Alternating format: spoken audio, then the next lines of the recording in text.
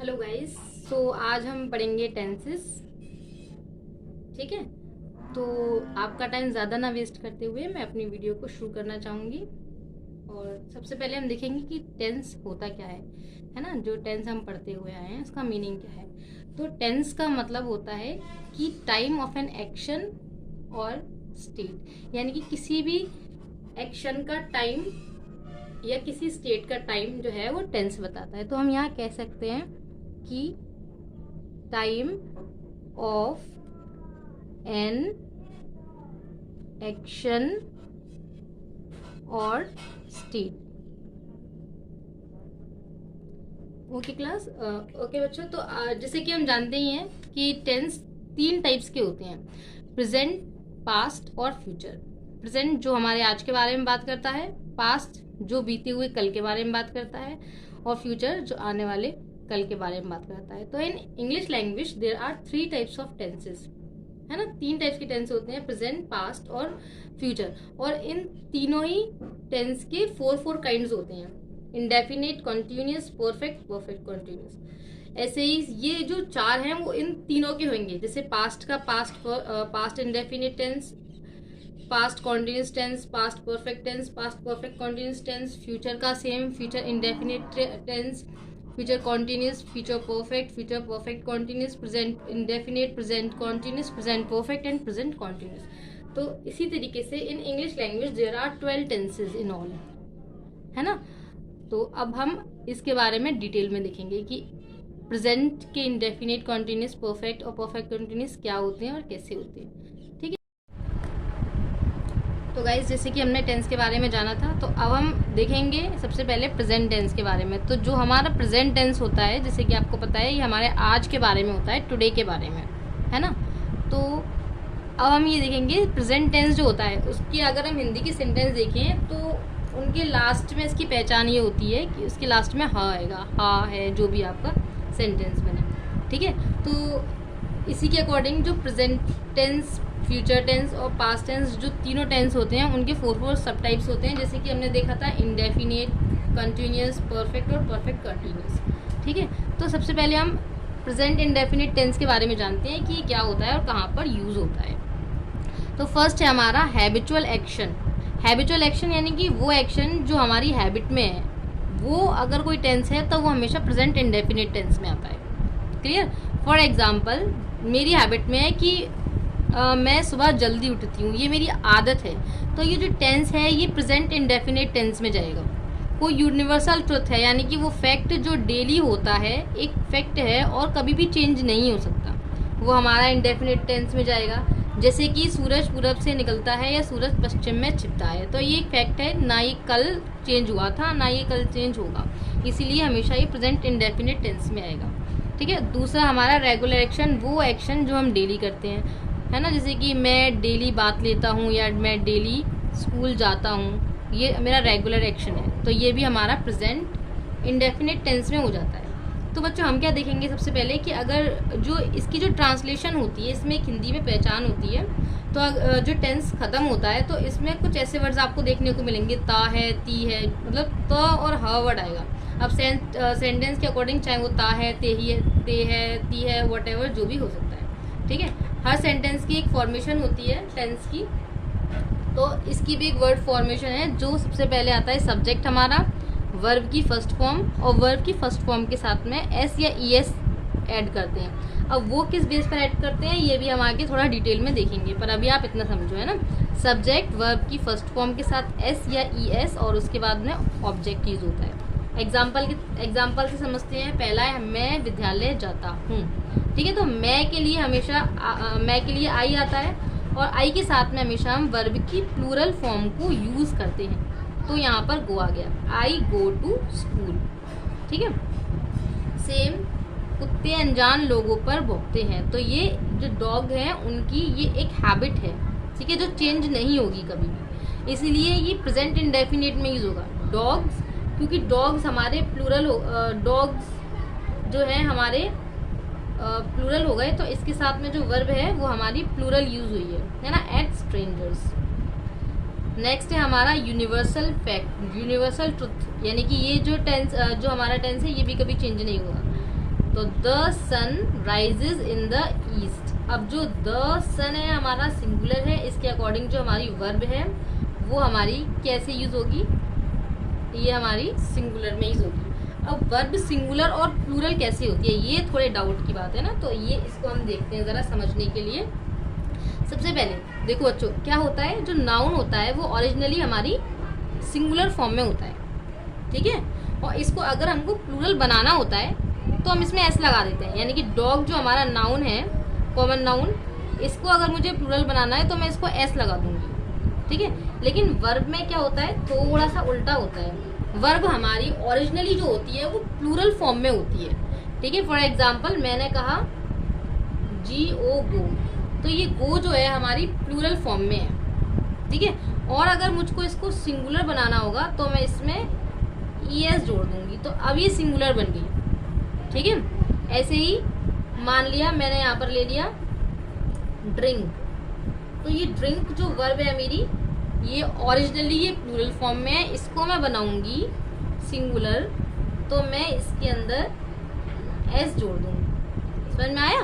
यानी कि नाउन जो होता है सिंगुलर, ये नाउन की जो ओरिजिनल फॉर्म है वो सिंगुलर होती है और इसको हम S लगाकर प्लूरल बनाते हैं। वर्ब की जो ओरिजिनल फॉर्म है वो प्लूरल है, इसको हम S लगाकर सिंगुलर बनाते हैं। तो क्या होता है बच्चों, जब हम टेंस करते हैं तो टेंस का एक रूल होता है, सिंगुलर वर्ब के साथ में, सिंगुलर नाउन के साथ में सिंगुलर वर्ब यूज होती है, ठीक है। अब हम देखते हैं कैसे। फॉर एग्जाम्पल अगर मैंने लिया यहाँ पर डॉग्स लिया था, ठीक है, तो डॉग्स ये हमारा ये जो नाउन हो गया ये प्लूरल हो गया, तो मैं इसके साथ में जो वर्ब है वो मैंने ली सिंगुलर, सॉरी प्लूरल, है ना। तो मैंने बार्क लिया और बार्क जो है ये ओरिजिनली प्लूरल फॉर्म में है। अगर यहाँ होता डॉग फॉर एग्जाम्पल, है ना, तो मैं यहाँ कर देती बार्क। समझ में आया? जैसे कि शी जो होता है सिंगुलर है, तो शी के साथ में अगर मैं लगाती गो, है ना, यहाँ पर ये दिया आई के साथ में प्लूरल फॉर्म यूज होती है। अगर मैं शी के साथ लगाती तो यहाँ पर आ जाता मेरा गोज, शी गोज, चाहे वो शी होता या फिर ही होता, है ना, तो गोज आ जाता है। यानी कि मैं इसको सिंगुलर बनाती ES लगाकर। ओरिजिनली जो वर्ब होता है वो अपनी प्लूरल फॉर्म में होता है, उसको ES लगाकर हम सिंगुलर बनाते हैं। नाउन जो होता है ओरिजिनली सिंगुलर फॉर्म में होता है, उसको S लगाकर हम प्लूरल बनाते हैं। जो मेन रूल हमारा निकल के आता है प्रेजेंट इंडेफिनिट टेंस में, जो समझने वाली चीज़ है वो ये है कि सिंगुलर नाउन के साथ में सिंगुलर वर्ब यूज होती है, प्लूरल नाउन के साथ में प्लूरल वर्ब यूज होती है।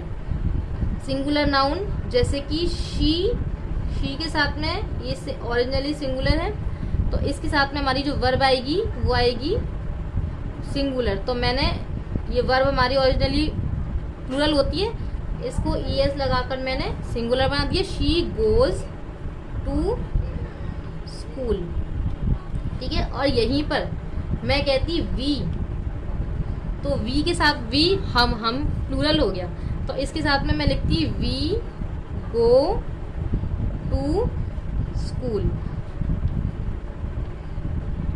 क्लियर बच्चों?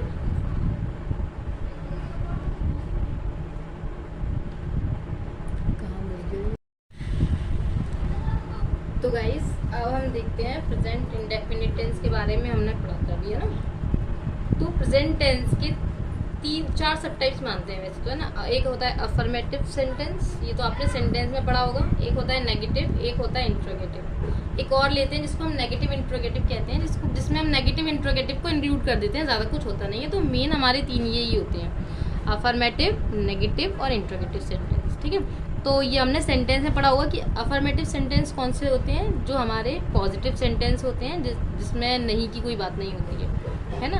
नेगेटिव सेंटेंस कौन से होते हैं, जिसमें नॉट या नहीं की बात की जाती है, वो हमारे नेगेटिव सेंटेंस होते हैं। उसके अलावा इंट्रोगेटिव सेंटेंस कौन से होते हैं, जिसमें हम क्वेश्चन पूछते हैं, वो हमारे इंटरोगेटिव सेंटेंस होते हैं, ठीक है। तो इससे पहले बच्चों हमने जो अभी पढ़े थे सेंटेंस, जो मैंने आपको बताए थे टेंस में, वो हमारे अफर्मेटिव में थे, क्योंकि उसकी वर्ब फॉर्मेशन ये हमारी बिल्कुल थी सब्जेक्ट वर्ब की first form S E S और ऑब्जेक्ट। एस ई एस का यूज़ मैंने भी आपको क्लियर करके बताया था कि किस तरीके से एस और एस का यूज़ हम वर्ब के साथ में करते हैं।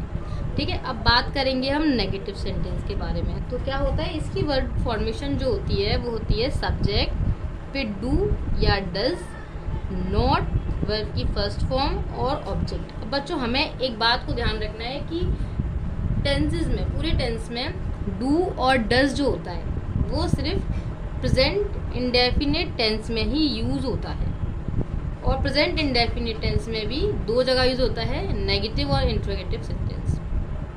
ठीक है, तो क्या होता है, अब इसको देखते हैं कैसे। ठीक है, सबसे पहले हम नेगेटिव सेंटेंस को लेते हैं। तो बच्चों अब देखो यहाँ पर दो हमारे लिए कंफ्यूजिंग वर्ड हैं, डू और डज। डू और डज का यूज़ हम कहाँ कहाँ करते हैं तो हमारा सेंटेंस सही बनेगा।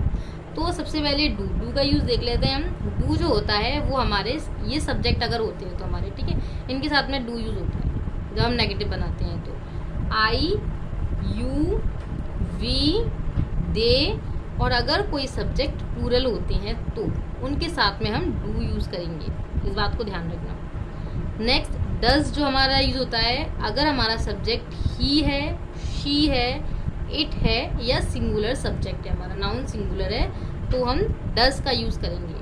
अब एग्जाम्पल में देखते हैं कैसे।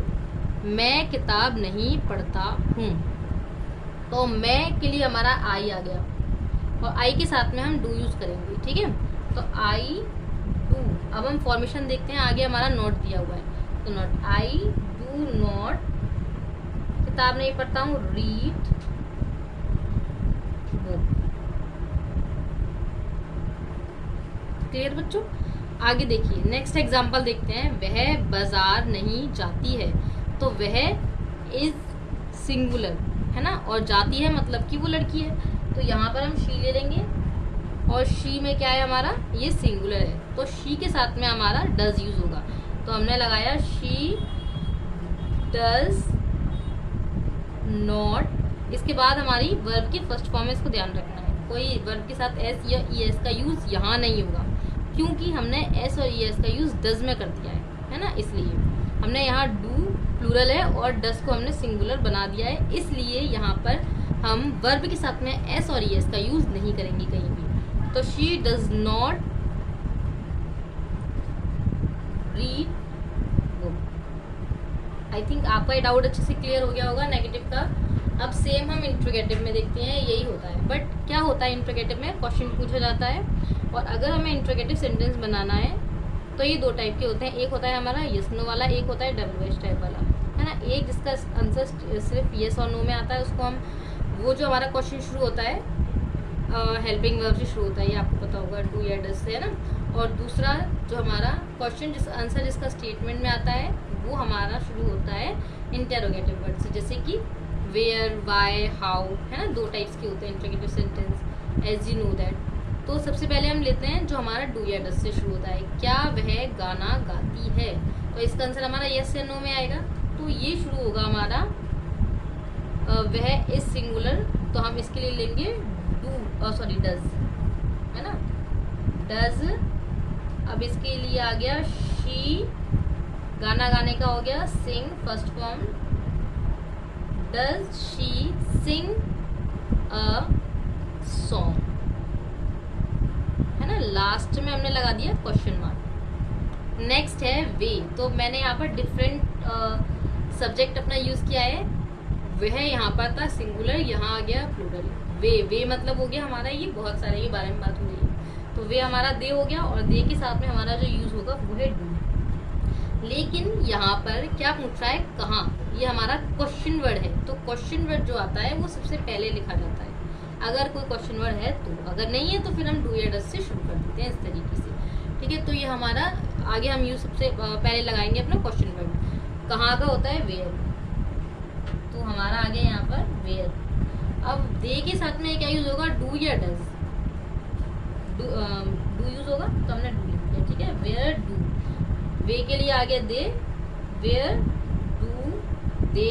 अब आगे पूछ रहा है जाने की, तो हमने लिख दिया वेयर डू दे गो, यहाँ हमारा आ गया क्वेश्चन मार्क। तो बच्चों ये हमारा क्लियर हुआ प्रेजेंट इंडेफिनिट टेंस। और अगर यहाँ नेगेटिव इंटरोगेटिव हो जाता तो हम इंट्रोगेटिव तो हमारा सेम रहता है, वे सुबह कहाँ नहीं जाते हैं, है ना। अगर हम एक एग्जांपल ले लेते हैं, वे सुबह कहाँ नहीं, अगर हमने ऐड कर दिया इसको नेगेटिव इंटरोगेटिव बनाने के लिए, नेगेटिव हो गया इंट्रोगेटिव हो गया। Where do they not go, हम ऐसे कर सकते हैं। तो ये हमारा नेगेटिव इंट्रोगेटिव आया था, एक ऑप्शनल, अगर आपके अंडरस्टैंडिंग के लिए मैंने ये यहाँ पर क्लियर कर दिया है, ठीक है।